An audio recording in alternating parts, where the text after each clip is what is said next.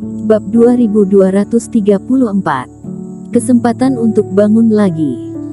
Jangan khawatir, aku akan membayarmu kembali, aku pasti akan membayar lebih dari yang kamu keluarkan, kata Eric Kin. Adapun apakah akan menggandakannya atau tidak, dirinya tidak bisa sepenuhnya mendengarkan ucapan orang ini. Siapa tahu kemelekatan jiwa ini telah melipat gandakan energi kehidupan. Apakah sudah mencapai titik kritis bagi orang ini untuk keluar dari masalah? Kamu ini benar-benar sangat berhati-hati. Kemelekatan jiwa tak berdaya. Eric Kin sangat cerdik sehingga dia telah mengambil tindakan pencegahan untuk apapun. Mungkin tidak mudah baginya untuk menemukan cara keluar dari masalah. Dalam 3 bulan, kamu harus mengembalikannya padaku. Ketika berbicara tentang ini, paku berkarat tiba-tiba bergetar. Setelah itu, Eric Kin merasakan energi kehidupan yang agung melonjak di sepanjang paku. Energi kehidupan memancarkan warna putih bersih, meskipun berupa aura, namun sangat kaya hingga hampir membentuk tetesan. Benar saja, orang ini memiliki banyak penyimpanan. Mata Eric Kin sedikit berkilat, menyerap seluruh energi kehidupan yang dikeluarkan, kemudian menyuntikkannya ke tubuh Frentang. Ditambah energi kehidupan yang melimpah, sisa-sisa jiwa Frentang akhirnya berhenti menghilang. Dia sekali lagi kembali ke keadaan tersegel sebelumnya. Sangat disayangkan pemberian energi kehidupan yang dipaksakan ini bertentangan dengan pergerakan langit dan hanya dapat dilakukan sekali. Jadi, tunggu waktu berikutnya Frentang bangun lagi, yang merupakan kesempatan terakhirnya untuk melihat dunia. Eric Kin mengulurkan tangannya, gumpalan Frentang disedot dan dimasukkan ke dalam botol pengangkat jiwa. Kemudian memasukkan jenazah Frentang ke dalam tas penyimpanan. Kepala Sekte Tang, ini adalah hal yang bisa dilakukan junior untukmu. Eric Kin menghela napas. Kemudian dia melambaikan tangannya, jiwa segel api suci yang terbungkus api emas itu langsung ditarik ke hadapannya. Frentang dari awal sudah mewariskan 2 macam api suci ini pada dirinya. Oleh karena itu, Eric Kin tidak perlu memaksa untuk menyatukannya. Saat ini kedua jenis api suci ini sudah seperti api suci dirinya sendiri. Metode pewarisan ini sangat ajaib dan juga sangat berharga. Artinya dirinya tidak perlu memurnikannya, api ini bisa digunakan oleh dirinya dalam waktu singkat. Ditambah dengan 2 api suci ini, aku telah memiliki 16 jenis api, dengan begitu banyak api suci, bahkan fase penilaian tidak lebih dari itu. Dan metode yang terkait dengan api suci akan lebih ditingkatkan. Namun sebelum itu, jiwa segel api suci harus dimurnikan. Eric Kin diam-diam memikirkan, yang mana yang lebih penting, dia tahu di dalam hatinya. Jiwa segel api suci, yang menyimpan banyak rahasia, jelas lebih penting daripada kedua jenis api suci. Pertama-tama lepaskan segel ilusi dari api emas, kemudian mulai memurnikannya. Namun, dalam menanggapi kecepatan pemurnian, Eric Kin memperkirakan akan sulit untuk mencapainya tanpa 1 atau 2 hari. Bagaimanapun juga, benda ini adalah harta yang termasuk dalam fase penilaian dan dirinya masih dalam fase transendensi.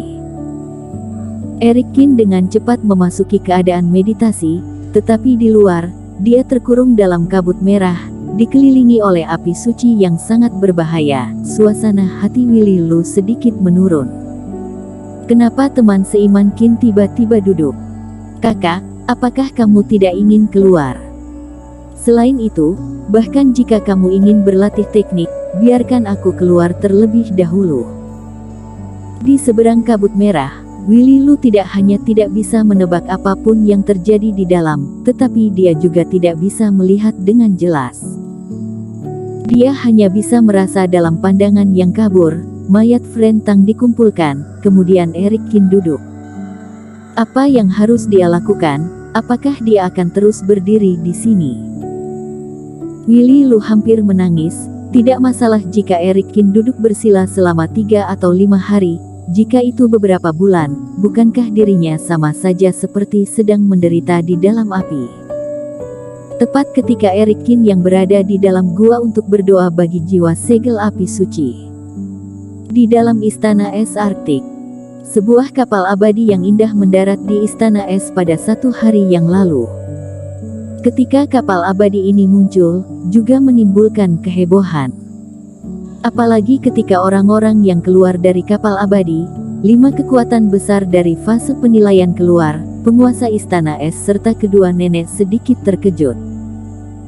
Namun, setelah 1 hari berlalu, setelah mengetahui tujuan pihak lain dan memastikan bahwa tidak ada niat jahat, penguasa istana es menghela napas lega. Mereka yang datang tentu saja adalah keempat tetua dari keluarga Qin dan kepala keluarga Ye yang tidak beruntung. Mungkin Eric Kin juga tidak dapat membayangkan bahwa keempat penatua tertinggi, secara sembarangan menarik seseorang dan kebetulan memilih kepala keluarga Ye, serta juga membawa Ye Zun yang sedang mengurung dirinya. Adapun metode konfirmasinya, juga sangat sederhana, meskipun Alan Sokin dan yang lainnya tidak dapat dengan mudah mengungkapkan identitas mereka. Namun, beberapa orang langsung bersumpah dengan nasib. Warren Kin merilis beberapa trik yang digunakan oleh Eric Kin, yang juga membuat penguasa istana es merasa lega. Adapun untuk masalah identitas, Warren Kin mengaku sebagai senior dari Eric Kin dan keempat orang lainnya adalah sahabatnya. Karena merasakan masalah pada jiwa dewa Eric Kin, mereka secara khusus dari tempat jauh untuk melihat Eric Kin. Waktunya secara alami tepat. Saat ini, di puncak istana es, di aula utama untuk menjamu tamu. Teman seiman, kita telah menunggu seharian, kapan Finola Su ini akan menerobos ke fase yang baru. Warren Kin menyesap teh spiritual, berkata dengan tak berdaya. Mereka datang demi Eric Kin, tetapi tidak disangka mereka tidak menemukannya. Kemana bocah Eric Kin ini lari? Penguasa istana es hanya tersenyum pahit. Yang dia tahu hanyalah Eric Kin pergi dengan menyamarkan dirinya, seharusnya dia pergi ke partai Jihuo. Dia khawatir hanya Finola Su yang mengetahui informasi spesifiknya. Bersambung. Bab 2235. Finola Su mencapai fase penilaian.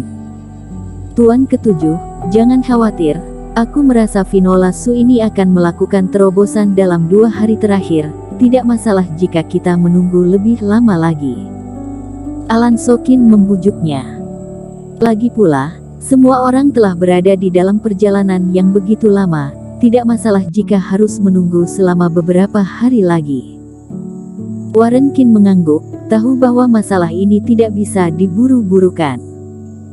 Namun, di dalam hati beberapa orang keluarga Kin, ada beberapa emosi terhadap Finola Su. Pasangan seiman yang tiba-tiba ditemukan oleh Eric Kin, tidak memiliki latar belakang kekuatan keluarga besar, tetapi bakatnya sangat luar biasa. Ketika penguasa istana es pertama kali mengatakannya, mereka bahkan mengira itu adalah kebohongan, sampai mereka menemukan bahwa Finola Su memang berada dalam fase penilaian, mereka semua terkejut. Di usianya yang masih belia, dia dapat langsung menembus fase penilaian. Bahkan jika dibandingkan dalam sejarah keluarga Qin, mereka juga berada di level jenius.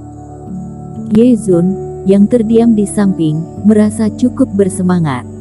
Dia awalnya berpikir dirinya pasti akan tamat ketika ditangkap oleh 4 orang dari fase penilaian, tetapi tidak disangka orang yang menangkapnya ternyata adalah senior Eric Qin. Dan pada akhirnya, dia datang ke istana es Arktik. Kebetulan Finola Su akan menerobos ke fase yang baru. Kalau begitu bukankah selain si brewok, ketiga sahabat yang telah berjatuhan melintasi benua dunia dewa akhirnya akan bertemu kembali. 2 orang ini, tidak memiliki warisan master abadi dari zaman kuno sepertiku, tetapi lebih kuat dariku. Menghadapi terobosan Finola Su, Ye Zun juga merasa tidak berdaya. Sejak Eric Qin pergi, dia berlatih mati-matian, seperti spons, mencoba menguras semua warisan leluhur. Kalau tidak, dia tidak akan pindah ke kediaman kakeknya. Alhasil, dia hanya berada di fase transendensi tingkat 9, dia bahkan belum mencapai puncak. Finola Su telah memasuki fase penilaian. Sampai mana Eric Kin telah berkultivasi? Jangan-jangan dia segera akan mencapai fase penilaian. Bagaimana bisa seperti ini? Sepertinya dirinya harus bekerja lebih keras. Begitu berpikir bahwa dirinya akan segera bertemu dengan Eric Kin, dia juga sangat menantikannya. Jika Finola Su berhasil menerobos dan kultivasinya lebih tinggi dari Eric Kin, dia masih bisa meledeknya. Memikirkan hal ini, Ye Zun tidak bisa menahan senyumnya.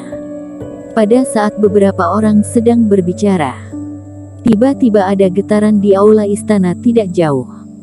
Kemudian, seberkas cahaya besar naik ke langit. Kecemerlangan ini mengalir ke langit, seolah-olah sedang membuka kotak.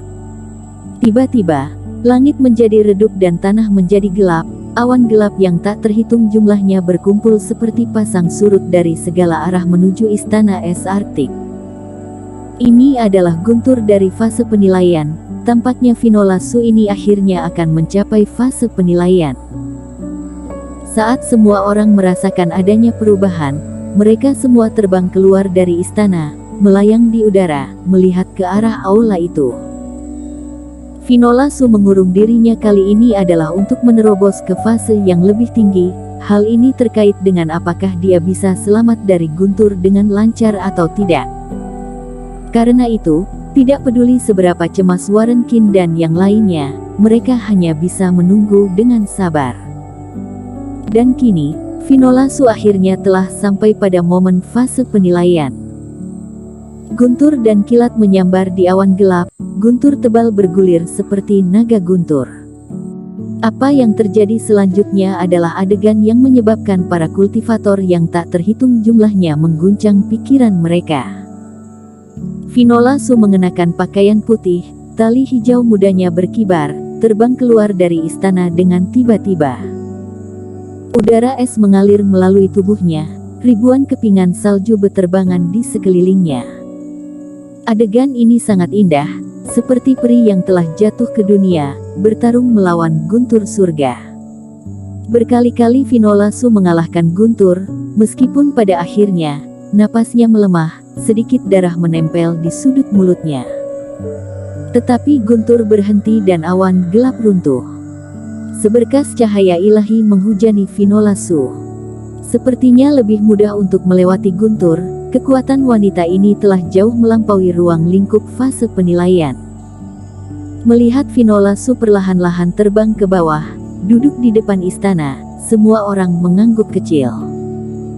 Mereka semua berada di ranah fase penilaian. Basis kultivasi Tuan Besar Ye yang paling rendah juga berada di satu penurunan. Secara alami, dia bisa melihat kemudahan fase penilaian Finola Su. Teman seiman, selamat karena telah memiliki murid yang hebat. Warren Kin dan yang lain, tersenyum dan memberi selamat kepada penguasa Istana Es. Pasangan seiman dari Eric Kin, mereka juga sangat senang memiliki bakat dan kekuatan seperti itu. Bagaimanapun juga, Finola Su juga dianggap sebagai setengah dari keluarga Kin, kekuatannya kuat, yang akan memberikan banyak cahaya pada wajah mereka. Sebenarnya aku tidak berbuat banyak, tetapi Tuan Kin yang memberi banyak bantuan kepada Finola. Penguasa Istana Es berkata dengan rendah hati. Orang dari keluarga Kin tersenyum, penguasa Istana Es juga sangat pandai berbicara, percakapan antara kedua belah pihak sangat menyenangkan. Keberhasilan fase penilaian Finola Su membuat semua orang sangat senang. Warren Kin dan beberapa orang tentu saja tidak datang dengan tangan kosong, mereka langsung mengambil berbagai harta karun berharga sebagai hadiah, yang akan diberikan oleh penguasa Istana Es pada Finola Su. Murid yang lebih muda mencapai fase penilaian, memberikan beberapa harta adalah sudah sebagaimana mestinya. Tetua keluarga Kin setidaknya adalah orang kuat di fase penilaian. Harta yang mereka bawa secara alami tidak mungkin tidak berguna. Apalagi Vinola Su sangat berpeluang menjadi istri Erik Kin, yang sudah seperti cucu menantu mereka. Untuk sesaat, semua jenis harta langka keluar satu demi satu, keharuman rumput ajaib meluap, energi ketajaman pedang membubung ke langit, permata berwarna-warni menerangi seluruh aula dalam sekejap. Di samping, Nenek Zen dan yang lain, melihat hal ini dengan mata terbuka lebar dan merasa tersentuh. Bersambung.